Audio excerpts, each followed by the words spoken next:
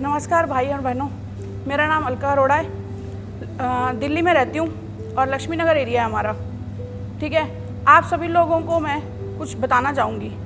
क्या बताना है ये तो मुझे भी नहीं पता, बट मेरी ही एक चीज़ है जो मैं आपसे शेयर करना चाहती हूँ। कहते हैं ना, ज़िंदगी का पार्ट अगर किसी से शेयर करो तो हो सकता है कुछ चेंज आ जाए लाइफ के अंदर। तो एक चीज़ आपको बताऊँगी, जैसे कि मैंने बताया आपको 9th क्लास करी हुई है मैंने, 9वीं पढ़ी लिखी हूँ, कोई ज़्यादा पढ़ी लिखी नहीं थी। तो घर वाले ना हमेशा एक ही ताना मारते थे, पता नहीं क्या करेगी। फैमिली में प्रॉब्लम्स इतनी थी कि स्टडी को छोड़ना पड़ा।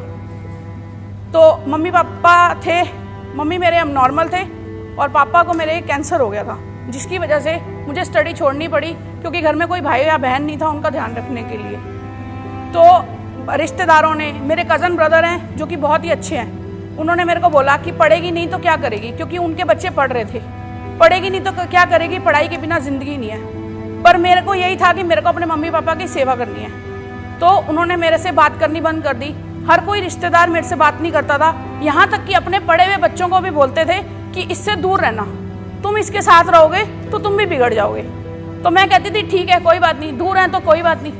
बट धीरे धीरे फिर मेरा पढ़ाई से बिल्कुल मन हट गया, रिश्तेदारों के घर जाना आना बंद कर दिया, उन लोगों ने मेरे से बात करनी बंद कर दी।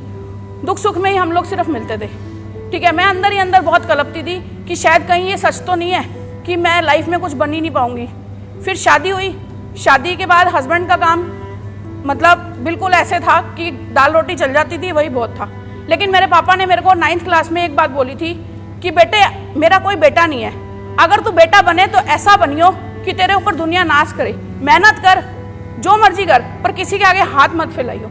शादी हुई, हस्बैंड का काम ठीक ठाक नहीं था, तो पापा की वो बात याद आ गई।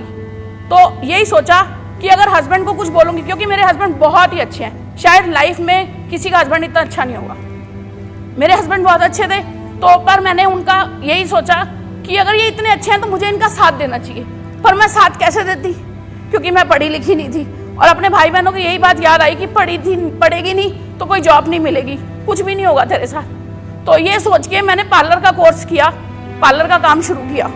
पार्लर का काम शुरू किया तो होम विजिट करती थी, मैं घर घर जाके काम करती थी। मेरे हस्बैंड को नहीं पसंद था, पर मैं उनको ये दिलासा देती थी, कोई बात नहीं, मैं हूं ना आपके साथ, कोई बात नहीं, मैं हूं ना आपके साथ। तो कहते थे अच्छा ठीक है।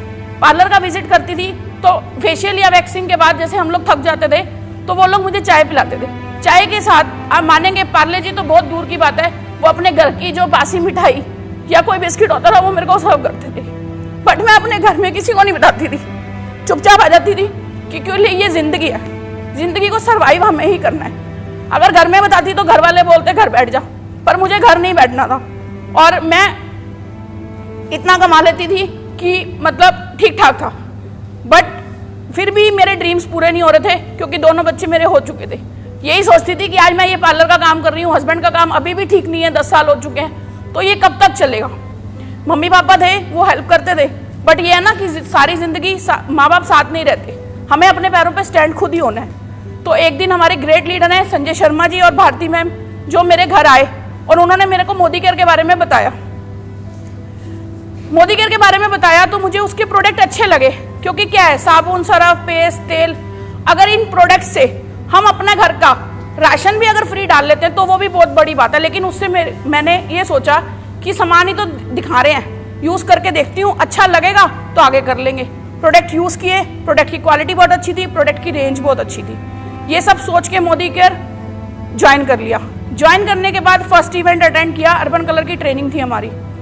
वो इवेंट अटेंड करने के बाद मैं ऐसी एक्टिव हुई कि मैं 2 फॉरेन ट्रिप क्वालिफाई कर चुकी हूँ और 4 या 5 डोमेस्टिक ट्रिप भी क्वालिफाई कर चुकी हूँ। उसके अलावा 70,000 की अर्निंग आ रही है मेरी, और इससे अच्छा लाइफ स्टाइल और क्या चाहिए।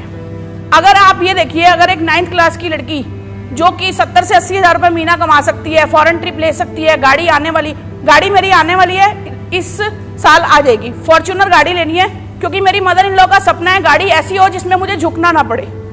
वो कहती हैं कि गाड़ी मेरे हस्बैंड के पास स्विफ्ट है, हमने सेकंड हैंड स्विफ्ट ली हुई है, तो वो बेचारी जब भी झुकती है ना उनके सिर पे लग जाती है, और वो यही कहती हैं कि गाड़ी ऐसी हो जिसमें मुझे झुकना ना पड़े। तो मेरा बेटा कहता है कि मम्मी दादी को लेके देनी है तो फॉर्च्यूनर ही लेके देनी है, और इस साल मेरी गाड़ी आ जाएगी, 70,000 की अर्निंग है। तो मैं आपसे एक छोटी सी बात पूछती हूँ, क्या आप आप लोग मेरे से भी ज्यादा निकम्मे हैं। अगर मैं 9th क्लास की लड़की 70,000 रुपए का महीना कमा सकती हूँ और उन भाई बहनों की अब मैं हेल्प करना, क्योंकि मेरे सपने पूरे हो चुके हैं, मेरे को 60 से 70,000 अर्निंग भी आ रही है, गाड़ी भी आ रही है, फॉरेन। अब मैं उन भाई बहनों के लिए हेल्प करना चाहती हूँ जो ये सोचते हैं कि हम लाइफ के अंदर कुछ नहीं कर सकते। तो आप प्लीज मुझे कॉल कीजिए, अगर आपके सपने अच्छे हैं, आप खुद अच्छे हैं, तो आप मुझे कॉल कीजिए। मेरा कॉन्टेक्ट नंबर है 9911497454।